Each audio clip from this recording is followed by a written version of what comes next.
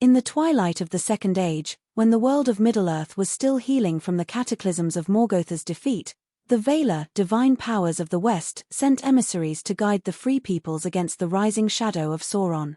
These emissaries, known as the Istari or wizards, were Maya, lesser spirits of divine origin, cloaked in the forms of aged men to temper their power and wisdom. Among them was Curumo, who would come to be known as Saruman the White, the most powerful and learned of their order. Saruman arrived in Middle-earth around the year 1000 of the Third Age, his white robes gleaming with an aura of authority, his staff a symbol of his divine mandate. His mission was clear: to unite the peoples of Middle-earth, to counsel and inspire, and to oppose Sauron's growing dominion. Yet, within Saruman's heart, a seed of ambition took root, one that would twist his path from wisdom to treachery. This is the story of Saruman's powers, his abilities, and the tragic arc of his fall, woven into the tapestry of Middle-earth's grand saga. Saruman, as a Maya, possessed innate powers far beyond mortal ken. His essence was akin to that of Sauron himself, though bound by the limitations imposed by the Valar. His abilities were multifaceted, blending intellect, sorcery, and influence, making him a formidable figure in Middle-earth. Saruman's greatest strength was his intellect. Known as Curumo in Valinor, he was a Maya of all, the Vala of craftsmanship and invention. This heritage endowed him with an insatiable curiosity and a profound understanding of the world's workings. He delved into the histories of Middle-earth, studying the lore of the Elder Days, the forging of the Rings of Power, and the secrets of the enemy. His library at Isengard became a repository of ancient texts, scrolls, and artifacts, rivaling even the archives of Rivendell. His knowledge extended to metallurgy, alchemy, and mechanics. Saruman's studies of Sauron's methods led him to understand the crafting of powerful artifacts, though he never rivaled the Dark Lord's skill. His analytical mind allowed him to anticipate the moves of allies and enemies alike, making him a master strategist in the early years of his tenure. Perhaps Saruman's most iconic ability was his voice, a tool of enchantment and persuasion. His speech could sway hearts, bend wills, and instill doubt or inspiration. This was no mere charisma but a form of subtle magic, rooted in his Maya nature. When Saruman spoke, his words wove a spell, clouding judgment and making his arguments seem irrefutable. This power was most evident in his dealings with the leaders of Middle-earth. At the White Council, his counsel was often heeded, even by the likes of Elrond and Galadriel. His voice could soothe the fears of kings or incite ambition in the weak. Yet, this gift was a double-edged sword, for it fostered arrogance, as Saruman began to see himself as the arbiter of Middle-earth's fate. As a Maya, Saruman wielded magic that transcended mortal understanding. His sorcery was not the flashy spellwork of legend but a subtle manipulation of the world's natural forces. He could command elements to a degree, summon storms, or alter the environment around Isengard. His staff, a conduit of his power, amplified these abilities, allowing him to project his will across distances.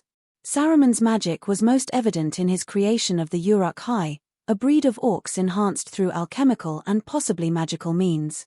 These creatures were stronger, faster, and more resilient than their kin, capable of enduring sunlight, a feat previously unheard of. This act of creation, however, hinted at Saruman's growing corruption, as it echoed Sauron's own perversions of life. Upon taking residence in Orthanc, the ancient tower of Isengard, Saruman transformed the valley into a fortress of industry. His ability to organize and command was unmatched. He rallied men, orcs, and other creatures to his service, turning Isengard into a war machine. His logistical genius ensured that his armies were well armed, fed, and disciplined, a testament to his ability to bend disparate forces to a singular purpose. Orthanc itself, constructed by the Númenóreans, was impregnable, and Saruman enhanced its defenses with his own enchantments. The tower became a symbol of his authority, its black stone reflecting his growing obsession with power. In the early centuries of the Third Age, Saruman was a beacon of hope. He traveled widely, forging alliances with the kingdoms of Gondor and Rohan.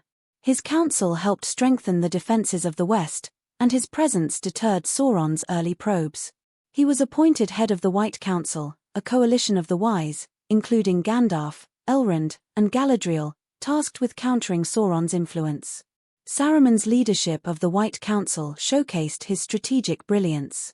He advocated for vigilance against Sauron, urging the tracking of the One Ring and the monitoring of Dol Guldur, where Sauron's presence was suspected. His arguments were compelling, though his motives were not always pure. Even then, Saruman coveted the ring, believing he could wield it to order Middle-earth according to his vision. His rivalry with Gandalf began to surface during these councils. Gandalf's intuitive approach and trust in the resilience of the Free Peoples clashed with Saruman's calculated pragmatism. Saruman's voice often drowned out dissent, but Gandalf's growing suspicion of his motives planted seeds of discord. One of Saruman's most fateful decisions was to use the Palantír, a seeing stone housed in Orthanc. These ancient devices allowed communication and vision across vast distances, but they were perilous, for Sauron held the Palantír of Minas Ithil. Saruman believed he could master the stone, using it to spy on Sauron and uncover his plans. Instead, Sauron's will ensnared him, feeding Saruman half-truths and visions that fueled his ambition. The Palantír amplified Saruman's powers of perception, allowing him to observe distant events with uncanny clarity. He saw the movements of armies, the councils of his allies, and the stirrings of Sauron's forces. Yet, this knowledge came at a cost, as Sauron subtly manipulated Saruman's perceptions, drawing him closer to treachery.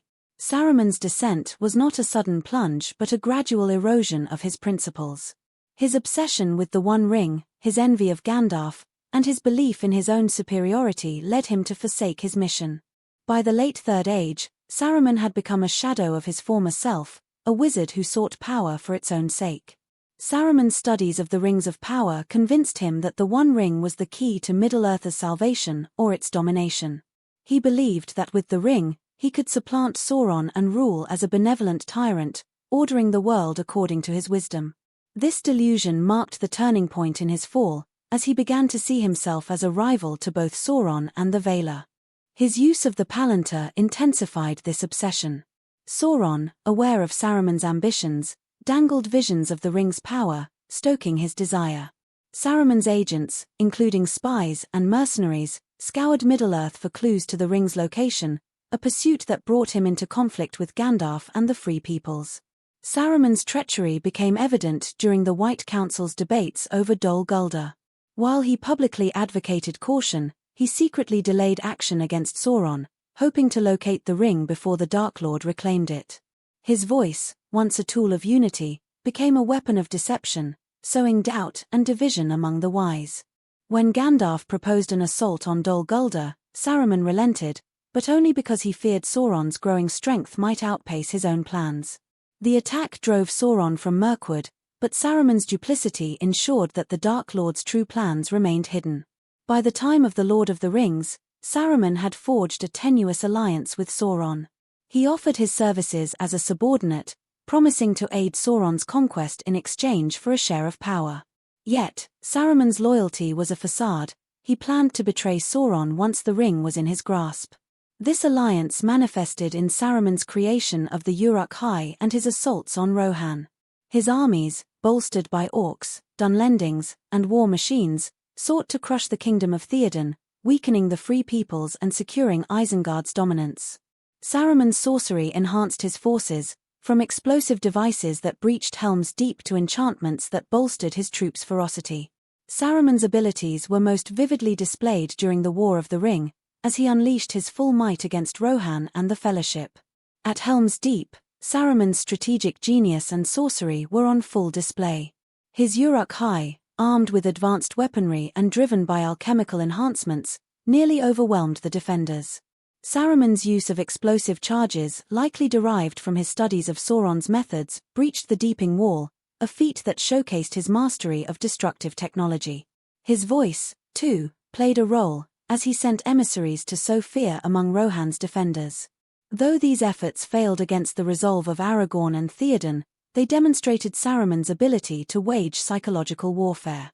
Saruman's influence over Theoden, king of Rohan, was a subtler but equally devastating use of his powers. Through his agent, Grima Wormtongue, Saruman poisoned Theoden's mind, weakening Rohan's leadership. Wormtongue's counsel, laced with Saruman's persuasive magic, turned Theoden into a shadow of his former self, leaving Rohan vulnerable. This manipulation was a testament to Saruman's ability to extend his influence through proxies. Even from Isengard, he could shape the fate of kingdoms, a power that rivaled Sauron's own. Saruman's hubris blinded him to the power of the natural world. His industrialization of Isengard, which stripped the valley of its forests, provoked the wrath of the Ents, led by Treebeard. Saruman's sorcery was ill-suited to counter the Ents' primal strength. His enchantments could not withstand their assault, and his machines were swept away by the flooding of the river Isen, orchestrated by the Ents and the wizardry of Merry and Pippin. The fall of Isengard was a stark reminder of the limits of Saruman's power. His focus on domination and control left him vulnerable to forces he could not manipulate. After the destruction of Isengard, Saruman's powers were greatly diminished. His staff was broken by Gandalf, now Gandalf the White, symbolizing the revocation of his authority as an Istar. Stripped of his sorcery and command, Saruman retained only his voice, which he used to manipulate and deceive. In a final act of spite, Saruman, under the alias Sharky, infiltrated the Shire, corrupting hobbits and imposing a petty tyranny. His voice still held sway, allowing him to dominate weaker minds like Lotho Sackville Baggins. Yet, this was a pale shadow of his former power, a desperate attempt to assert control in the wake of his defeat. The scouring of the Shire revealed the depths of Saruman's fall. Once a mire of divine purpose, he was reduced to a vengeful wraith, clinging to scraps of influence. His death at the hands of Wormtongue, his own servant, was a fitting end, a consequence of the betrayal and manipulation he had sown. Saruman's story is a cautionary tale of power corrupted by ambition.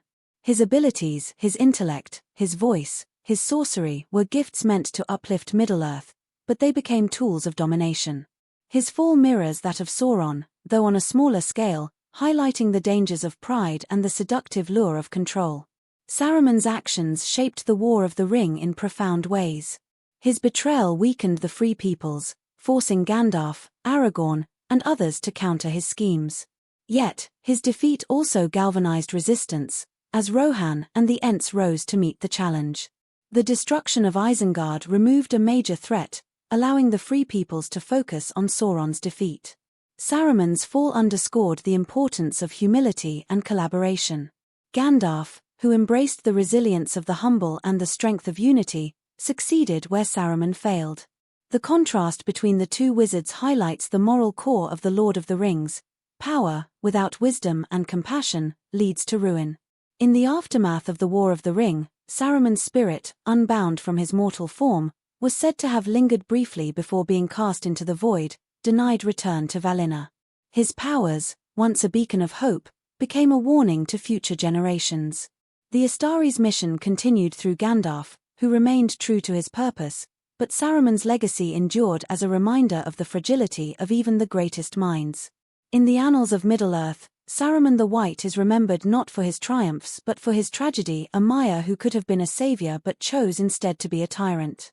His story, woven into the fabric of the Lord of the Rings, is a testament to the enduring power of choice and the consequences of straying from the path of wisdom.